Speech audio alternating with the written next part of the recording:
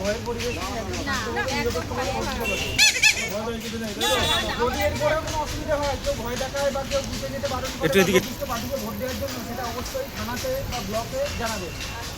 এই দেখতে পাচ্ছেন সবাই আপনাদের সাথে আছে, যাতে ভোটটা সুষ্ঠুভাবে হয়, এটা আমাদের সবাই করতে হবে একসাথে। কোনো রকম কোনো কেউ ভয় দেখালে, কোনো পরিবেশ এমন পরিবেশ সৃষ্টি হলে যে ভোট দিতে যেতে পারছেন না বা কেউ ভয় দেখাচ্ছে, লোভ দেখাচ্ছে, সেটা কিন্তু অবশ্যই জানাবেন।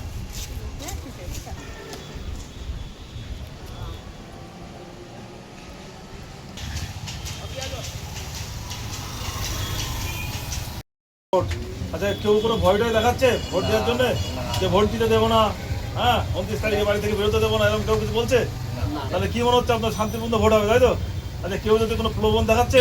না না, আমাদের এসব কোনো ব্যাপার নেই, তাই তো? আচ্ছা, যদি কেউ কখনো প্রলোভন দেখায়, ভয় দেখায়, আপনারা থানাতে যোগাযোগ করবেন, তখন নির্বাচন কমিশনের যদি নাম্বার থাকে সেখানে যোগাযোগ করবেন, বিডিও অফিসে যোগাযোগ করবেন, আপনারা অবশ্যই জানাবেন, ঠিক আছে?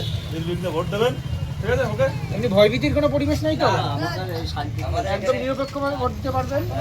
আমাদের শান্তি সেটা পারি না, সেটা করতে যায়। ঠিক আছে। আপনাদের কি বুঝাচ্ছিল কেন্দ্র বাহিনী? এই ভোটের বিষয়ে বোঝাচ্ছিল যে কেউ ভয় দেখাচ্ছে কিনা, কেউ আতঙ্ক করে আছে কিনা, হ্যাঁ, এইসব বোঝাচ্ছে। আচ্ছা, কি শান্তিপূর্ণ নির্বিঘ্নে ভোট দেওয়ার কথা বলছিল? কতটা খুশি আপনারা এই যে আমরা কেন্দ্র খুবই বাহিনী খুশি, এসছে? খুশি। এই ভোট দিতে গিয়ে কি ভয় লাগে আপনাদের? না